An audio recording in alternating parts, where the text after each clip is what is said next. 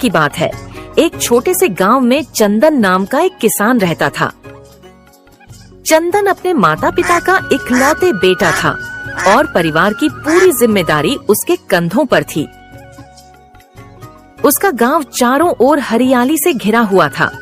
गांव के अधिकतर लोग जीवन व्यापन के लिए खेती बाड़ी करते थे।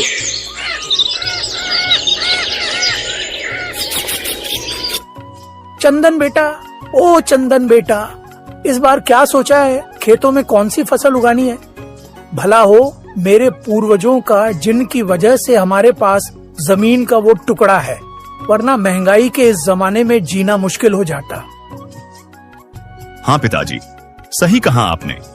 पिताजी, मैं सोच रहा हूँ इस बार खेतों में धान की फसल लगाऊं। सुना है बाजार में चावल की अच्छी मांग होने वाली है, लेकिन एक समस्या है। हमारे पास खेत का छोटा टुकड़ा है। यदि हमारे पास ज्यादा जमीन होती तो फसल भी ज्यादा मिलती, और तो और हमारे पास ज्यादा पैसे भी नहीं है कि मैं अच्छी लागत लगा दूं ताकि मुनाफा भी ज्यादा हो। बेटा, तुम सही कह रहे हो। खेत का वो छोटा सा हिस्सा काफी नहीं है, लेकिन तुम निराश मत हो। जितने बीज है हमारे पास, उतने ही बो दो। नहीं पिताजी, मैंने फैसला किया है। गांव के साहूकार से कुछ पैसे उधार पर लूंगा और फसल की पैदावार बढ़ाऊंगा, और समय आने पर फसल बेचकर साहूकार के पैसे लौटा दूंगा। इस तरह कुछ ज्यादा मुनाफा हो जाएगा। ठीक है बेटा, अब तुम बड़े हो गए हो। जैसा तुम सही समझो कर सकते हो। मेरा आशीर्वाद तुम्हारे साथ है। चंदन ने अपने खेतों में धान की बड़ी फसल उगाने का फैसला किया। वो साहूकार से उधार पैसे लेने उसके घर जा पहुंचा। मालिक, मुझे खेती करने के लिए कुछ पैसों की जरूरत है। अगर आप मुझे कुछ पैसे उधार दे दें तो आपका एहसान होगा। जैसे ही फसल की कटाई हो जाएगी, मैं आपको आपके पैसे लौटा दूंगा। देखिए मालिक, मना मत करिएगा। बहुत उम्मीद लेकर आपके पास आया हूं। पूरे गांव में आप ही ऐसे इंसान हैं जो मेरी मदद कर सकते हैं। हाँ चंदन, तू ठीक कह रहा है। पूरे गांव में मैं ही हूँ जो तेरी पैसों से मदद कर सकता हूँ। तू बिल्कुल सही इंसान के पास आया है। बातों से तो तू समझदार और उत्साहित लगता है। तेरे अंदर एक जोश छलकता है। बाकी सब तो ठीक है। चंदन, तुझे पैसे चाहिए और मैं एक साहूकार हूँ, लेकिन मैं तुझे ऐसे कैसे पैसे दे दूं? कहीं तू मेरे पैसे लेकर भाग गया तो मेरा तो नुकसान हो जाएगा ना। तू तो मजे से मेरे पैसों पर ऐश करेगा और यहाँ मैं तुझे ढूंढता रहूंगा। मालिक, ये आप कैसी बात कर रहे हैं? मैं भला आपके पैसे लेकर क्यों भागूंगा? इतने सालों से मैं और मेरा परिवार इसी गांव में रहते हैं। आप तो मेरे पिताजी को भी जानते हैं। वो एक ईमानदार इंसान है। लेकिन चंदन, व्यापार तो ऐसे नहीं चलता। अगर मैं ऐसे ही लोगों को पैसे बांटता रहा तो रास्ते पे आ जाऊंगा। अगर तू पैसों के बदले कोई कीमती चीज गिरवी रख सकता है तो ठीक, वरना मुझे माफ कर, मैं पैसे नहीं दे सकता। पैसों का लेने देन बहुत सोच समझ के करना चाहिए। मेरी बात का बुरा मत मानना, लेकिन पैसा लेकर लोग भाग जाते हैं। साहूकार होने की हैसियत से मुझे कुछ कीमती गिरवी रखना ही होगा, वरना तू गांव में किसी और से पैसे ले ले। लेकिन मालिक, मेरे पास कोई कीमती चीज नहीं है। मैं एक गरीब इंसान हूं। मैं आपके पास गिरवी क्या रखूं? तेरा पास घर है ना, जमीन के कागजात मेरे पास गिरवी रखते और पैसे ले जा, मुझे कोई आपत्ति नहीं। ठीक है मालिक, जैसा आप कहें। चंदन ने अपने घर के कागजात साहूकार के पास गिरवी रख दिए और साहूकार से कर्ज ले लिया। उसने साहूकार से लिया कर्ज और अपनी सारी जमा पूंजी खेतों में लगा दी। चंदन बेटा, इतने सुबह सुबह कहा जा रहा है? तेरे पिताजी भी बिना बताए बाहर चले गए हैं। पता नहीं कब तक लौटेंगे। इस घर में तो किसी को भी मेरी पड़ी ही नहीं है। मेरी कोई सुनता ही नहीं। माँ, खेतों में जा रहा हूँ, आज बहुत काम है। ठीक है, खेत पर भी चले जाना, लेकिन खाना तो खाता जा। मैंने आलू मटर की सब्जी और रोटी बनाई है। नहीं माँ, अभी भूख नहीं है, मैं बाद में खा लूंगा। देखो तो, काम की वजह से इसे भूख भी नहीं लग रही। मेरा बेटा कितना मेहनती है। हे ऊपर वाले, मेरे बेटे को खूब सफल बना।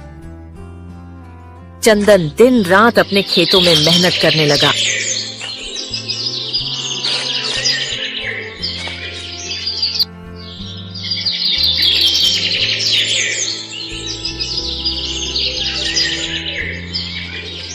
चंदन की कड़ी मेहनत रंग लाई।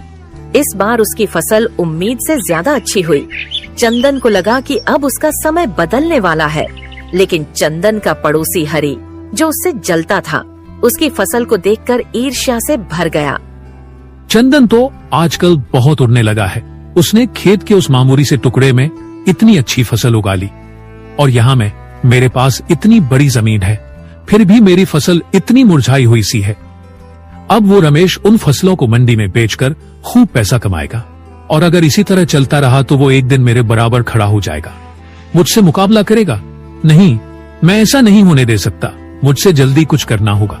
उस गरीब चंदन की इतनी औकात, वो मुझसे मुकाबला करेगा। उसे सबक सिखाना ही होगा। हरी को चंदन की मेहनत और फलता फूलता खेत बर्दाश्त नहीं हो रहा था। उसने चंदन को नीचा दिखाने की साजिश रचनी शुरू कर दी। हरी ने मंडी के व्यापारियों को यह कहकर भड़काया कि चंदन की फसल में खराबी है। उसने अफवाह फैलाई कि चंदन की फसल स्वास्थ्य के लिए हानिकारक है।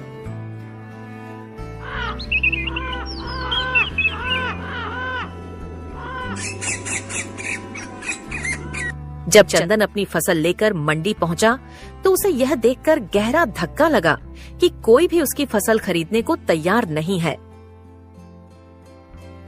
धनी सेठ, ये देखिए, इस बार चावल की पैदावार बहुत अच्छी हुई है, पिछले कुछ वर्षों से भी बहुत अच्छी। बताइए कितनी बोरियां आप लेंगे? नहीं चंदन, मुझे चावल नहीं चाहिए। कम से कम मैं तुमसे चावल नहीं लूंगा। गांव में और भी लोग हैं जो अच्छे गुणवत्ता वाले चावल बेचते हैं। इस बार मैं उनसे ही चावल लूंगा। क्यों सेठ जी, क्या आपने पहले से चावल कहीं और से ले लिए हैं? हमारे धनी सेठ तो क्या, तुमसे तो पूरे मंडी में कोई भी चावल नहीं लेगा। अपना समय बर्बाद मत करो और अपने घर लौट जाओ। कोई भी तुमसे चावल का एक दाना भी नहीं लेगा। लेकिन क्यों साहब, क्या मुझसे कोई गलती हुई है? मुन्ना, तुम ये सब बातें करके क्यों अपना और मेरा, हम दोनों का समय बर्बाद कर रहे हो। इससे बहस करने का कोई फायदा नहीं।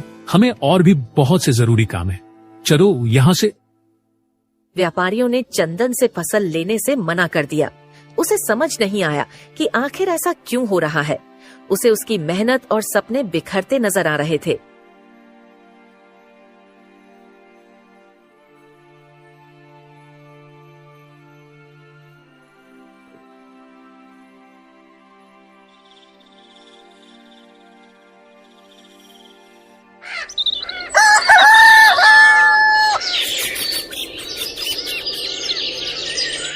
माँ, पता नहीं मेरे साथ क्या हो रहा है।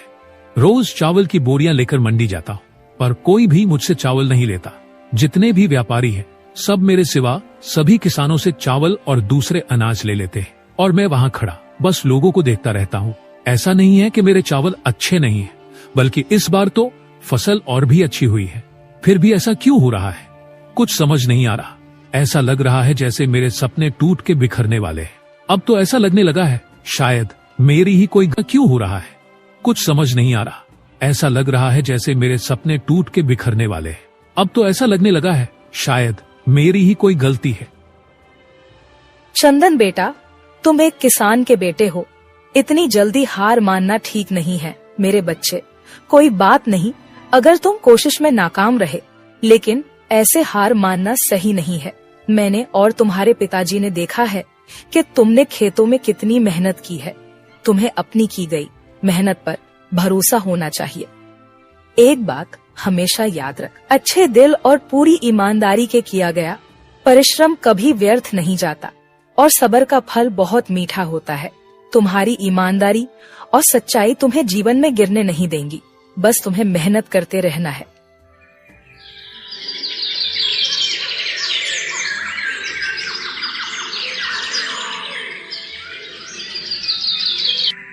क्यों रे चंदन, पैसे लेते समय तो तू बड़े बड़े वादे कर रहा था।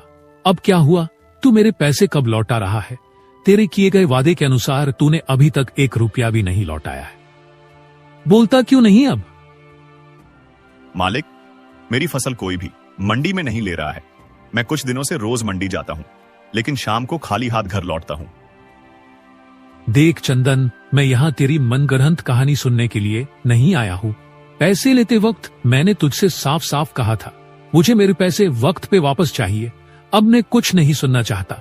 अगर अगले रविवार तक तूने पैसे नहीं लौटाए तो मैं तुझे पंचायत के पास लेकर जाऊंगा। इस बात को अपने दिमाग में बैठा ले। चंदन पर साहूकार का कर्ज चुकाने का दबाव बढ़ने लगा। एक दिन पंचायत बुलाई गई। सरपंच जी, चंदन ने मुझसे कर्ज पे पैसे लिए थे।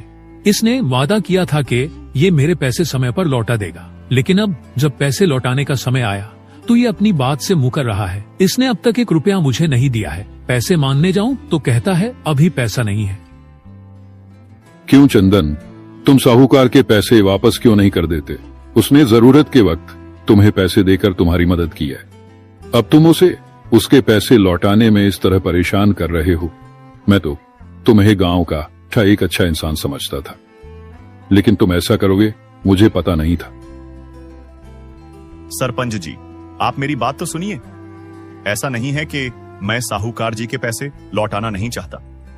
मैं जानता हूं साहूकार साहब ने मेरी जरूरत के समय मुझे कर्ज देकर मुझ पर एहसान किया है, और मैं भी उनके पैसे उन्हें लौटाना चाहता हूं।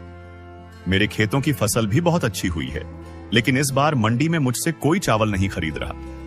सारे व्यापारी मेरे अलावा सबसे चावल ले रहे हैं, पर मुझसे कोई भी नहीं ले रहा। देखा सरपंच जी, आपने ये किस तरह बहाने बनाता है। अगर मंडी में चावल की मांग है तो फिर सबको तुमसे क्या परेशानी हो सकती है, जो सब तुम्हारे चावल छोड़ के बाकी किसानों से चावल ले रहे हैं। और वैसे भी तुम्हारे चावल बिक रहे या नहीं, मुझे इससे कोई मतलब नहीं। मुझे मेरे पैसे वापस चाहिए, वरना तुमने जो मेरे पास घर के कागजात गिरवी रखे हैं वो मेरा हो जाएगा।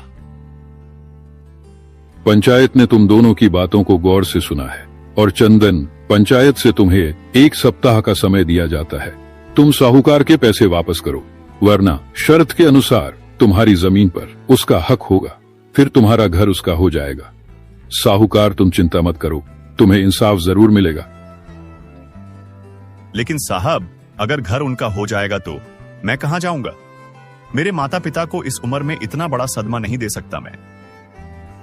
चंदन, जब तुम्हारी इतनी औकात नहीं है कि तुम लिए गए कर्ज को चुकाओ, तो फिर तूने कर्ज लिया ही क्यों? मेरी ही गलती है जो मैंने तुझे पे भरोसा करके पैसे दिए। मुझे ही सतर्क रहना चाहिए था। साहूकार ने चंदन की बेइज्जती की और कहा कि अगर उसने समय पर कर्ज नहीं चुकाया तो उसकी जमीन छीन ली जाएगी। चंदन के आंखों में आंसू थे। क्या सोचा था मैंने, और क्या हो गया? इस उम्र में माँ पिताजी के साथ अगर सच में साहूकार ने घर से निकाल दिया तो क्या करूंगा मैं? कहां लेकर जाऊंगा पिताजी और माँ को? ये किस तरह से मुसीबत में पड़ गया हूं मैं। साहूकार ने भरी पंचायत में मेरी कितनी बेइज्जती की। कोई भी मेरी बात मानने को तैयार नहीं है कि मेरी फसल कोई भी नहीं ले रहा। लेकिन अचानक ऐसा क्या हुआ जो सबने मेरी फसल लेने से मना कर दिया? नहीं, मैं ऐसे हार नहीं मान सकता। मुझे पता करना ही होगा कि आखिर सच क्या है। चंदन ने हार मानने की बजाय सच्चाई का पता लगाने का निश्चय किया। उसने अपने कुछ भरोसेमंद साथियों से इस षड्यंत्र की तह तक जाने को कहा।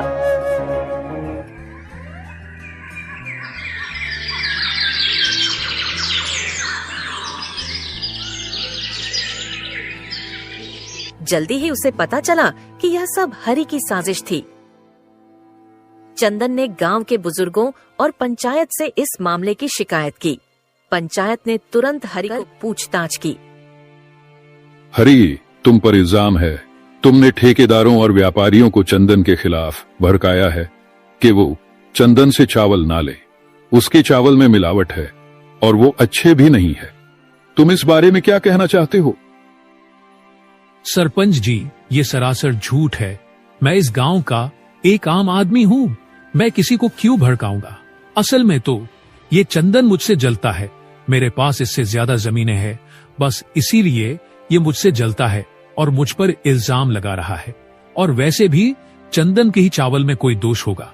ये बस मुझे बदनाम करने की कोशिश है। झूठ मत बोलो हरी। और भला मेरे चावल में क्या दोष होगा? मैंने बड़ी मेहनत से फसल उगाई है, दिन रात एक करके काम किया है। तुम इस तरह से बच के नहीं निकल सकते। तुम्हें बताना ही होगा कि तुमने ऐसा क्यों किया। देखा सरपंच जी आपने, ये कितना क्रोधित व्यक्ति है।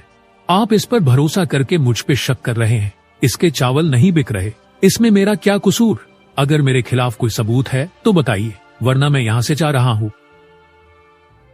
सरपंच जी, चंदन झूठ नहीं बोल रहा है। हरि भाई, जब आप व्यापारियों के चंदन के खिलाफ भड़का रहे थे तब मैं वहीं था।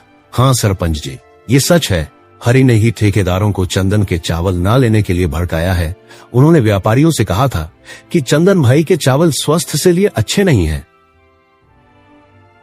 अब तुम क्या कहना चाहोगे हरि? क्या तुम अब भी अपनी गलती नहीं मानोगे? अब तो रवि ने भी गवाही दे दी है, अब तो तुम्हारे खिलाफ सबूत भी है। सरपंच जी, मुझे माफ कर दीजिए। चंदन की फसल देखकर मुझे जलन होने लगी थी। चंदन अपनी जमीन के उस छोटे से हिस्से से मुझसे ज्यादा फसल पैदा कर रहा था। अगर उसके चावल मंडी तक जाते तो मुझसे कोई भी व्यापारी चावल नहीं लेता। इसीलिए मैंने ऐसी चाल चली कि चंदन के चावल मंडी में होने के बावजूद लोगों ने उससे चावल नहीं लिए। मुझे चंदन से ईर्ष्या थी कि वो मुझसे गरीब होकर मेरी बराबरी में आ रहा था। मुझे माफ कर दीजिए सरपंच जी, मैं ऐसा दोबारा नहीं करूंगा। माफी मुझसे नहीं, चंदन से मांगो। तुम्हारी इस हरकत से उसे कितनी परेशानी हुई है। साहूकार ने उसका जीना मुश्किल कर दिया है। उसका घर दावा पर लगा है। भरी पंचायत में उसे शर्मिंदा होना पड़ा था। चंदन मेरे भाई, मुझे माफ कर दो। मुझसे गलती हो गई। मैं खुद तुम्हारे साथ चल के साहूकार को सब बताऊंगा। हरि की साजिश का पर्दाफाश हुआ और पंचायत ने हरि को गांव के सामने शर्मिंदा किया।